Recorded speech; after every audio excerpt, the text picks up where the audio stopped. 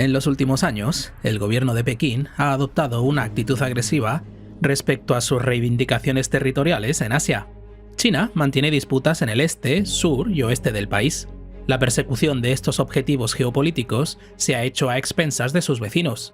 Y aunque no podemos considerarlo todo como expansionismo chino, ya que cada disputa es única en su origen, lo que puede parecer una postura agresiva por parte de China puede explicarse racionalmente examinando la historia moderna del país, que dio forma a la mentalidad nacional. Soy Rafael González y te doy la bienvenida a Historia Geopolítica. Espero que al final de este vídeo me haya ganado tu me gusta y suscripción. Los chinos usan los caracteres Reino Medio para escribir su país, China, lo que refleja la posición histórica del país como potencia central, que ejercía una gran influencia política en toda la región. En cierto modo, la influencia y el legado de China en Asia Oriental no eran muy diferentes de los de la antigua Roma en Europa. Y como era habitual en las potencias históricas, los gobernantes atribuían su dominio a la superioridad étnica, religiosa y cultural. El mismo principio aplicaban los emperadores del Reino Medio. Esta percepción sinocéntrica del mundo se mantuvo hasta bien entrada la Edad Moderna. El rechazo a reconocer el cambiante panorama geopolítico acarreó miseria y humillación. En el siglo XVIII, las mercancías chinas gozaban de gran demanda en Europa.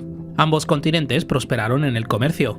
Sin embargo, desde que el gobierno Qing ordenó que los bienes solo podían ser comprados a cambio de plata, una gran parte de la reserva británica de plata se drenó hacia China.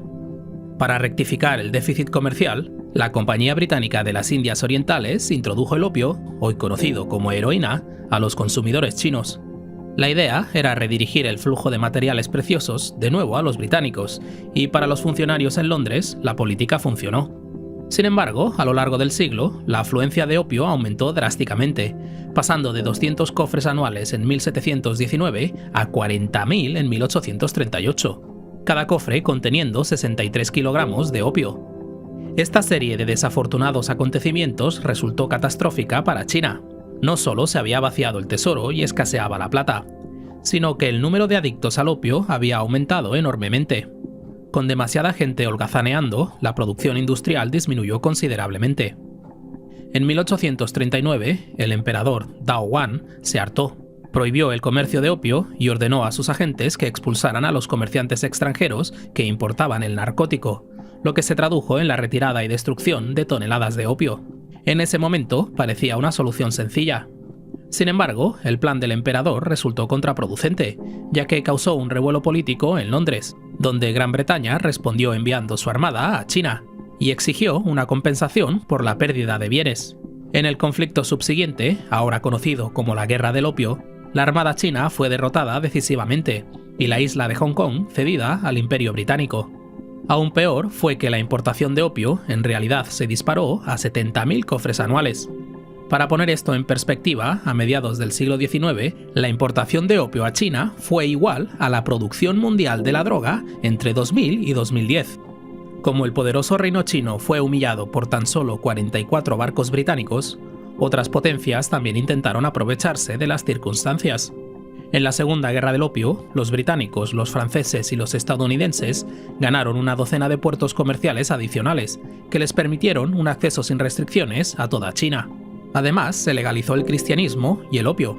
Mientras tanto, Rusia se anexionó los territorios del noroeste de China, lo que hoy es Vladivostok y la isla de Sajalín.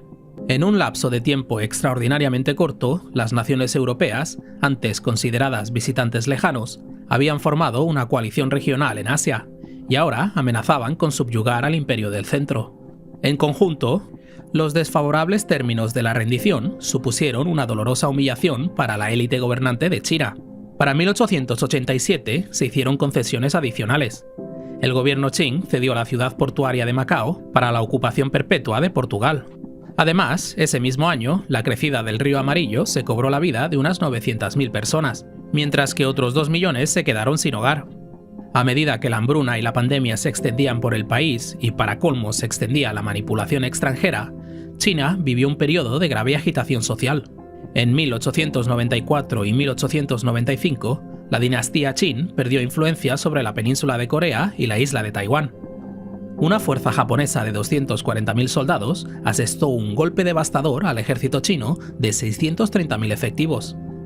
Al final de la guerra sino-japonesa, Los primeros cedieron Corea y Taiwán a perpetuidad. Finalmente, en 1899, la situación alcanzó su punto álgido. Un grupo de civiles formó la milicia Boxer y trataron de poner fin a la colonización de China y frenar la expansión del cristianismo, que se convirtió en algo análogo a la presencia extranjera. La emperatriz Cixi vio cómo la milicia convergía hacia Pekín en su apoyo. Sintiéndose envalentonada y deseosa de demostrar su determinación, se apoyó en la milicia Boxer y declaró la guerra al Reino Unido, Rusia, Francia, Japón, Alemania, Austria, Países Bajos, Italia y Estados Unidos, todos los cuales amenazaban el control del reino por parte de la dinastía china. En este punto queda bastante claro que la comprensión de la emperatriz sobre los asuntos mundiales no era muy acertada. Es fácil de entender al saber que apenas abandonó su palacio, la famosa ciudad prohibida. Tal vez le hubiera ayudado el poder hablar inglés e informarse de las noticias globales, algo para lo que el patrocinador de hoy, Elsa Speak, le hubiera venido de maravilla. Elsa Speak es una app para aprender inglés, con una particularidad bastante sorprendente, y es que usa inteligencia artificial para escuchar tu pronunciación y corregirte como si estuvieras delante de un profesor nativo. Te ayudará a incrementar tu vocabulario, te dará sugerencias de entonación y te permitirá ganar soltura al hablar inglés como si fuera tu propio profesor particular, siempre disponible. Aquí me podéis ver completando sus lecciones diarias. The 33 thieves thought that they thrilled the throne throughout Thursday. Wow. The 33 thieves thought that they thrilled the throne through Thursday. Voilà, mira, 54% solo. A ver qué he hecho con thrill. Thrilled. Ok. Thrilled. Thrilled. Ok, mucho mejor. Puedes conseguir Elsa Pro totalmente gratis por 7 días con el enlace en la descripción. Y si te convence, puedes usar el segundo enlace para conseguir un descuento exclusivo del 40% en su plan anual o del 85% en su plan vitalicio, un ahorro irrepetible. Pero volviendo al vídeo, las medidas de la emperatriz se quedaron cortas. Las 9 naciones respondieron al unísono y desplegaron un ejército de 20.000 soldados en las afueras de la capital china. Estos sofisticados ejércitos derrotaron rápidamente al ejército imperial chino, así como a los rebeldes Boxers en 1901. El resultado final fue dramático. Grandes ciudades como Tianjin y Pekín fueron ocupadas y saqueadas durante más de un año. Las atrocidades que se cometieron contra la población local fueron excepcionalmente despiadadas. El giro de los acontecimientos fue tan rápido que superó el alcance de la dinastía gobernante. Entonces, en 1912, la última dinastía imperial de China fue derrocada en una revolución.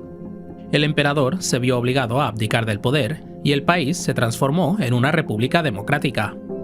Hubo un breve momento de optimismo cuando Sun Yat-sen fue declarado presidente de la nueva república.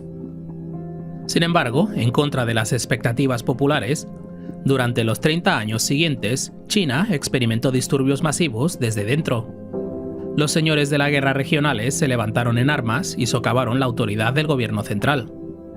Sun, que dirigía el partido en el poder, el Kuomintang, consiguió unificar a los grupos revolucionarios menores en una sola coalición que compartían los mismos ideales, y esto incluía al Partido Comunista.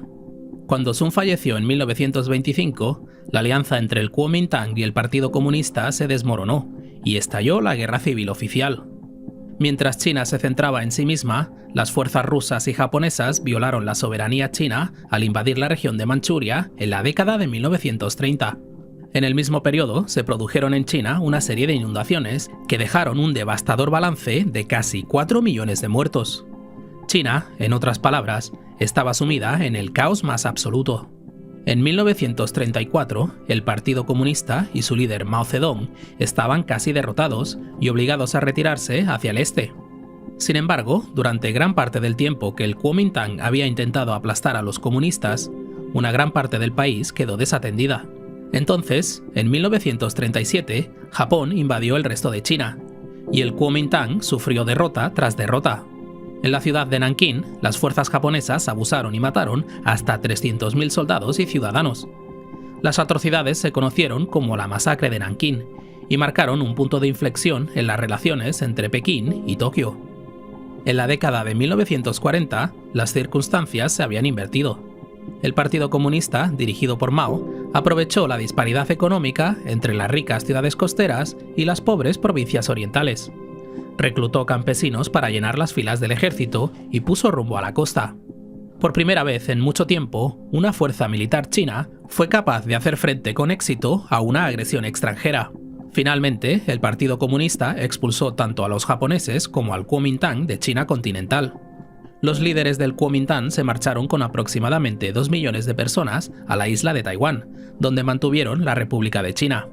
Mientras tanto, en el continente asiático, Mao declaró la República Popular de China, pero pronto enredó a su país en la Guerra de Corea. En 1958, Mao introdujo la política del Gran Salto Adelante, que pretendía reestructurar la economía industrializando las zonas rurales de China. Así, todas las granjas privadas fueron confiscadas y puestas bajo la supervisión del gobierno.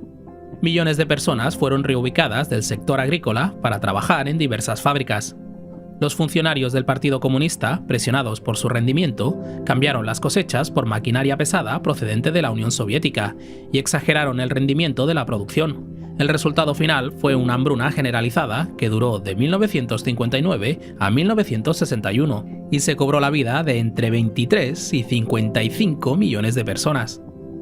El fracaso del Gran Salto Adelante dio lugar a un declive económico constante que duró más de 20 años. Al cuestionarse la capacidad de liderazgo de Mao, fue marginado de la élite gobernante y prácticamente abandonó la presidencia del Estado de la República Popular de China. Mao siguió siendo el líder oficial y simbólico, pero pasó a un segundo plano en el gobierno. El verdadero poder recayó en el secretario general Deng Xiaoping, que se propuso rectificar los fracasos del Gran Salto Adelante. En 1966, Mao maquinó su regreso político y trató de retomar el control de la élite política. Creía que para eliminar a sus rivales dentro del Partido Comunista, tenía que introducir un estado de revolución perpetua. En este marco, Mao lanzó la Revolución Cultural.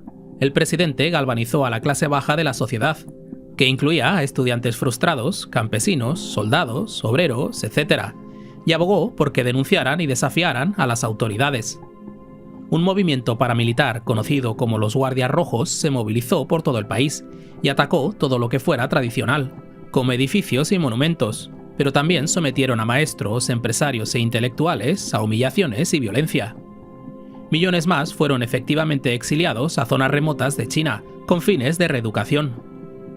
La consolidación del poder de Mao bajo el disfraz de la Revolución Cultural funcionó. Mantuvo el control total del Estado y del partido hasta su muerte en 1976. Sin embargo, el legado de sus decisiones aún se dejan sentir. Los gobernantes posteriores tardaron décadas en deshacer sus errores. En definitiva, durante la mayor parte del siglo XX, China ha sido moldeada y diseñada según la voluntad del gobierno comunista. A su vez, la percepción del Partido Comunista está arraigada en la época posterior a la Guerra del Opio, apodada como el siglo de la humillación.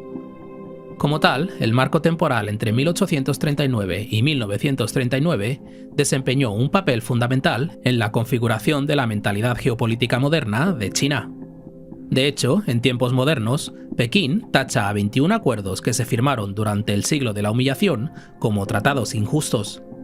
Escarmentados por el pasado, para los chinos no existe ninguna razón válida para confiar en fuerzas externas o compromisos internacionales. De hecho, la mayoría de los responsables políticos en Pekín creen que el derecho internacional no es más que un instrumento para mantener a China vulnerable y bajo control. La mayor parte de los órganos chinos que toman decisiones se adhieren a la idea de que su país fue derrotado debido a su orientación geopolítica defensiva. Por ello, para superarlo, Pekín ha llegado a la convicción de que debe parecerse más a Occidente y adoptar una postura militarmente agresiva en lo que respecta a sus objetivos geopolíticos.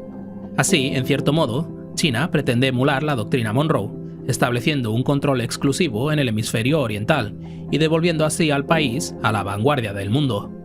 Esto ha sido Historia Geopolítica con Rafael González. Un fuerte abrazo a los mecenas que apoyan mi independencia informativa. Gracias por tu visita y nos vemos en el futuro.